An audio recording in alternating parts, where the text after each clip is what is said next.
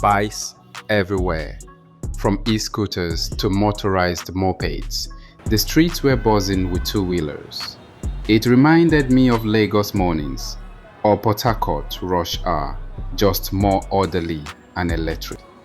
This right here is China's version of Awakada, but they've gone digital. Most of these guys work through apps.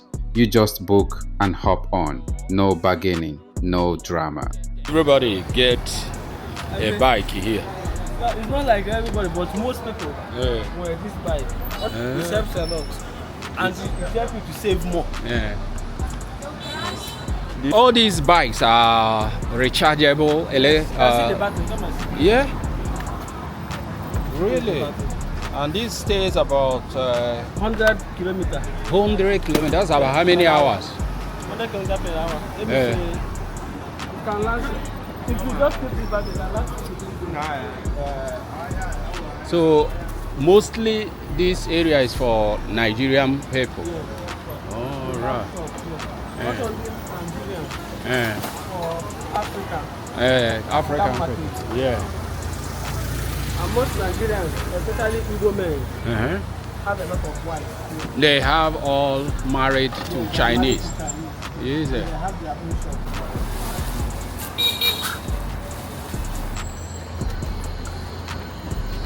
So first, where? What are we heading first?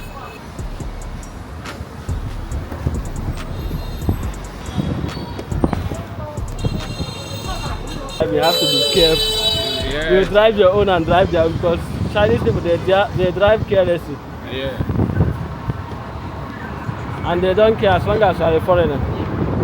Because here they don't fight. You cannot fight. So no matter what they do to you, you cannot fight. You only talk or you call police. As the day unfolded, I was taken right into the heart of another African entrepreneurial community here in Guangzhou. The energy was magnetic, streets lined with small shops, shipping companies, restaurants, and showrooms displaying goods destined for Africa. Every corner echoed with the sound of ambition, Nigerian voices bargaining in Igbo, Congolese music flowing from a nearby cafe, and Ghanaian traders showcasing their fabrics. These were not just businesses, they were bridges connecting Africa to Asia. See a lot of activities happening here. Tell us who you are and how you started doing this. My name is Franklin Chibo from Nigeria, eastern part of Nigeria to be precise. I live here in China. I've been here since 2013 and I started this business in 2015. You know, in China here there is no work. Once you come here, you need to give yourself work by being self-employed. So we venture into logistics. We ship goods mainly by air, 2 days to Nigeria and 7 days to Nigeria also.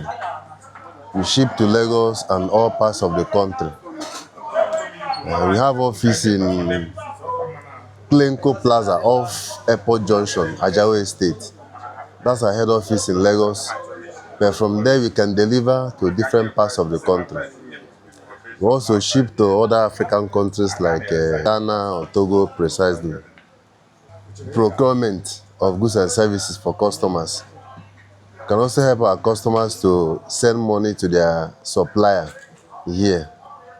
So all these services we render free of charge. What will you advise anybody in Nigeria who want to come over here in China to get into business? How difficult is it? There are challenges, there are ups and downs. You know, in China here, if you are coming here with the aim of getting work, I can tell you boldly that there is no work in China. If you are coming to China, you have to bear in mind that you have to be self-employed. And once you come here, you have to find something and start doing. Especially if you are into business, one business or the other, it will help you. China is full of opportunities where if you know what you are doing, it's very easy for you to make it here in China. And also, it's not a must that it's business you are doing in Nigeria you can come to China and start doing. You might come to China here and see a different business that will help you to grow more, and you can skip to that one. Yeah. So my advice to anyone coming to China here is get yourself prepared. Bear in mind that you are coming here for business, not for work. No work. Because nobody is going to give you work. Yeah. There's something like security job because in China here they have a vast population, so that is why. But in terms of business, they give you a conducive environment to do business. Like as we are staying here now, my company we pay tax, but not to compare in other countries. Though we pay tax. There are challenges in terms of monetary aspect of it, but once the business is going, there is no problem. Thank you for speaking with us. Thank you so much. You are welcome. Thank you. Yeah.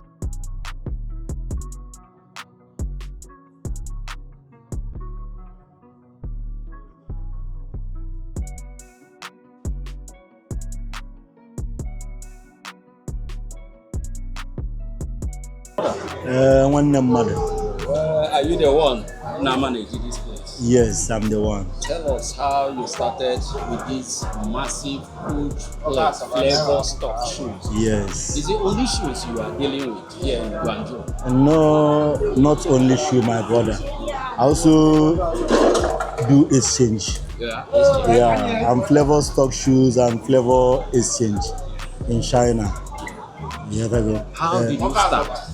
Well, it's a very long story. I came to China 2010, and it wasn't easy all these years. Although let me not go too far from how we started and whatever. I started this shoe business. I was 2020 before the COVID.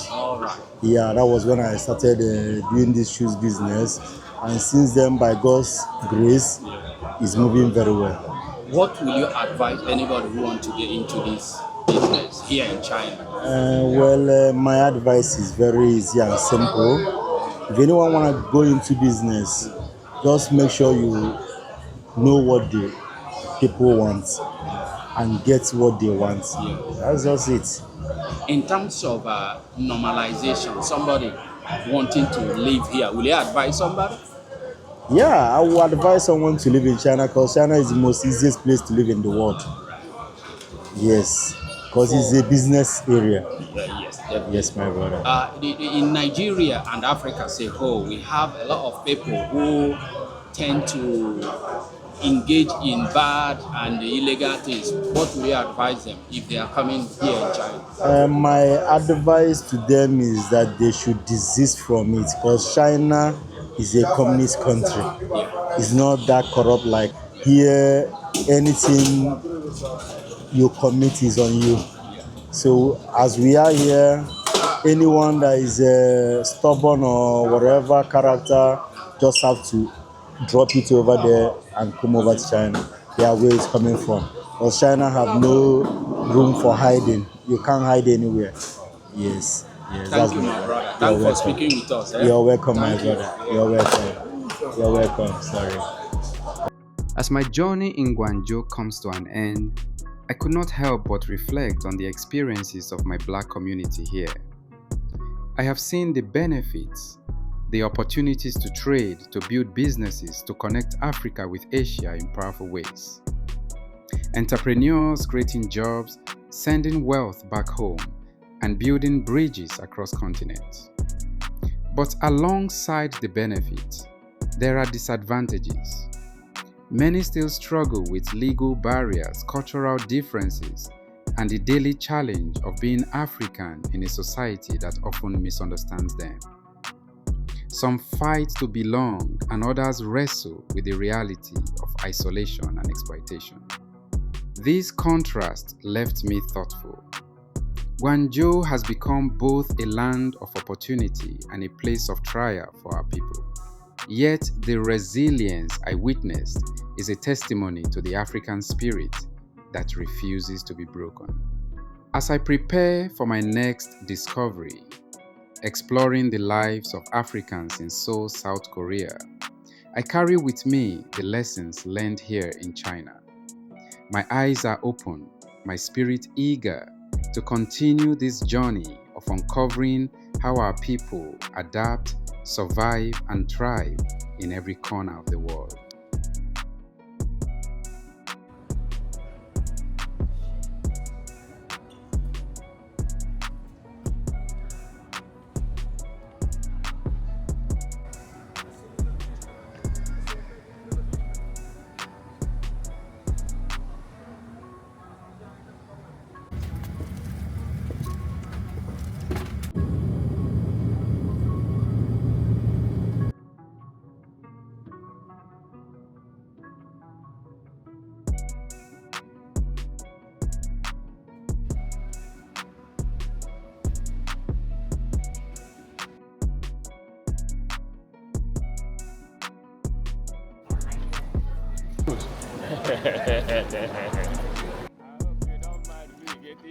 Make this.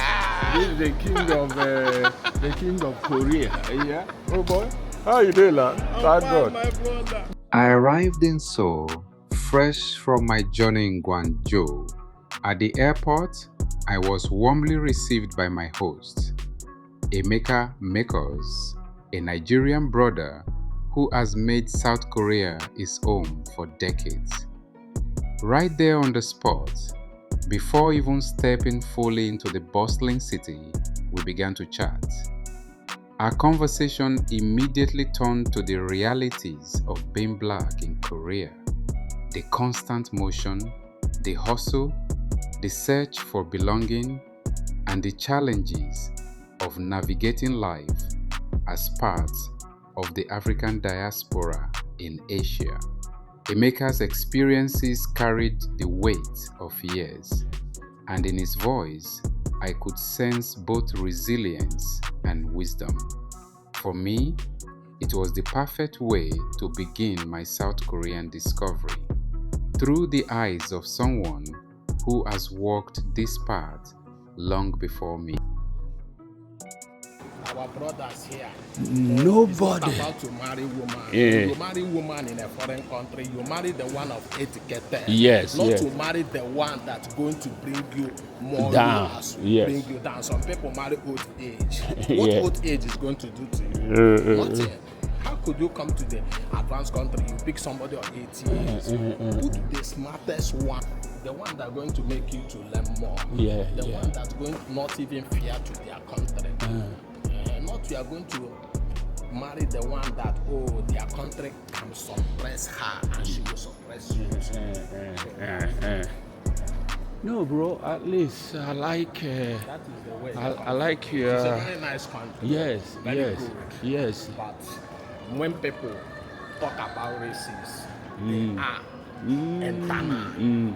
That doesn't open it like China, who even I have been in China, I see how their own races is. Yeah. You know, even when I was in China, my girlfriend, his father, I met his father. When she told me she take in, his father called me. I come. You know what she told me? He told me I hate black. Of course. She took the child. Brother, as somebody who already have gotten grounded in this country, what will you tell our African brothers who are desperate? Although we always love that name, South Korea. You know, it's a good developed place. In South Korea, Yeah. you know what people doesn't know is that travel is not about when you travel you make money. No. Some people destiny to make money is home. Yes, of course. Some people destiny to make home is not about travel. Yeah. It's like 100 people make travel, 10 people succeed. Yeah, of course. 10 will not. Yes. I mean, travel doesn't mean that you force yourself or make anything or sow things and come to travel. The end of the day, you see that people at home is more better than you. Of course. Sometimes people like to, I want to travel. If you travel, that freedom you get in Africa, you can't get it here. At all. Here is not a place that, let me go and drink. Let me start picking call and making call and tested. Yeah. Once you come here, you become a slave. Of course. Except somebody who has that destiny of travel. I'm going to say that, oh, what am I going to Africa to do? Yes. If you say that word, Yes. the end of the day, you will die. They will take your coffee back to the country. Africa, because if they didn't take it, they burn it. You are getting me? So that word of I cannot go back, that is a stupid word for Africa. Are you getting me? So some of them come here, they feel that, oh, this place is beautiful. It's beautiful for them, not you. Where you come from is your home. Yes, you have to make it. You are getting me? You have to make it great. Just know that you come here for temporary to make some more money and go, because you can't reach here. Yes. There is no money that no way you can work and you will become not rich. enjoy the money. You are getting me? Because the end of the day, people who get freedom here is people that woman lifted up. Are you getting me? You can't pay house rent, a very good house rent into this country. Never. How much are you getting? How much they are paying you your salary? You don't mean it. A comfortable house inside South Korea reach about $500. You to live a comfort. Are you getting me?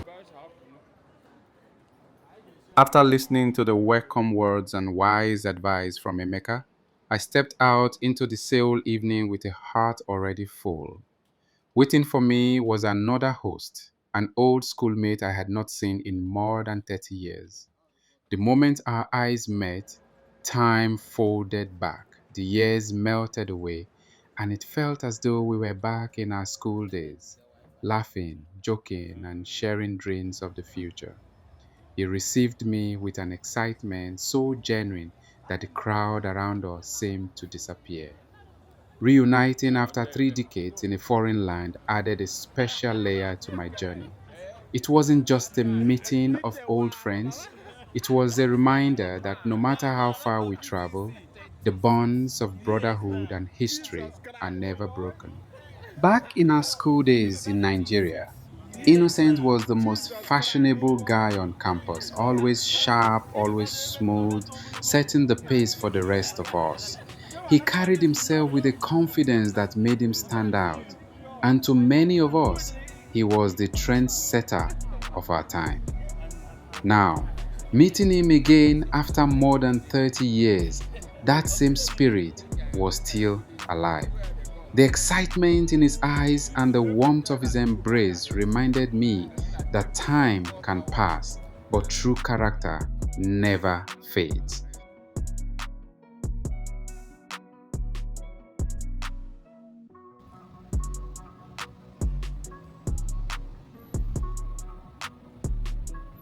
Good morning, South Korea. This is Seoul, the capital of South Korea. It's my first morning here, and I can feel the energy of this big city, and it's a fast-paced, futuristic country, but deeply rooted in tradition. I woke up to a skyline that blends modern glass towers with old temple roofs. The air is crisp and humid. The streets are even alive, even this early. As a black African in Asia, there is always a bit of curiosity about how people will receive you. But so far, I have had some warm stares, polite notes, and a few surprised looks. Nothing hostile, just that silent cultural exchange happening in real time. So today, I'm stepping out to the city center there, to explore the Seoul through my own lens, from the morning market to DMZ, that's the border between the north and the south, and also the alleyways. I want to find out how life really flows here and if there is a space for people like us in it. So stick with me. This is going to be an adventure worth documenting. Thank you very much. So what do we call this area? It's called Hebenchon. Hebenchon. You have Hebenchon Ugori down there. Yeah. Hebenchon, you have Nasan Tower. How is it that this area looks like hilly, and then I don't know, it's not like a straightforward road? You know, like Korea. Yeah, it's on top of the mountain. It's on top of the mountain. It's here, everywhere. Like this area, a lot of people, they're afraid, to come this side to live because of the hilly areas. Yeah. So, but there's no choice. Yeah. You have to live here. The following morning, I woke up refreshed, eager to see Seoul, not just through the airport lights of last night, but in the full glow of daylight. The city revealed its beauty: clean streets, modern architecture rising above historic temples, and a rhythm of life that seemed both fast-paced and graceful. Stepping out with my old pal, we began our first tour together after more than 3 decades apart. The city lectured me of the hills and technology of the country. Seoul is a city built on hills and slopes, a landscape that gives it a character all its own. As I walked through the neighborhoods, I noticed how the streets climb and bend, leading from the busy avenues below to quiet corners tucked higher up. From these slopes, the city unfolds in layers. Glass towers rising in the distance, traditional rooftops spread out beneath, and mountains framing the horizon. The climb can be demanding, but every step upward rewards you with new views, revealing the beauty of Seoul's balance between nature and modern life. For me, these hills carry a symbolic meaning. They remind me of the journey of many Africans and Black people here, the uphill struggles, the resilience it takes to rise, and the breathtaking views that come with perseverance. So, slopes are not just physical, they are a metaphor for the climb of life itself. You're South African, are you? Yes. All right. My first point of call in Seoul was an African restaurant. Here they are few and far between, but with a bit of searching, I found one of the most popular spots, Happy Home. The name itself spoke volumes. Stepping inside, it truly felt like a home away from home. It's a long journey and Happy Home Restaurant in Seoul, Itaewon. Yeah. As an African, how did it start? It's a long history. Anyway, last I remember, this place has been in existence. The name Happy Home has been in existence for more than 20 years. But I took over from the previous owner. I bought it's still more like you bought the brand, the name. Because at the moment, then, it was the only African restaurant there. So, and they were doing good. There were some challenges as an African establishing something like that. It's very big challenge. It's very, very big. It's very, It's not easy. Yeah, but by help of God and hard work. Yeah. What would you advise somebody who wants to establish something like that? You just have to work hard, put in your best. So my belief in life is whatever you put in your best must surely pay back. Yeah. It's all about hard work. Yeah. People must eat. People must eat. Yeah, definitely. Food is life. And so The cultural difference. Tell me a bit about the cultural difference. the cultural difference is getting better now, but back in the day when we came here, it wasn't easy. Yeah, it wasn't easy because it's a totally different culture. It's a totally different people. We blacks are new to them. Our culture is new to them. So, and they are new to us too. So it's a intermarital affair. So it wasn't easy, but now it's getting better and easier. Hello. Hi. You girls look identical. Tell me, you are twins, are you? Yes, we are identical twins. Yeah. You're originally from?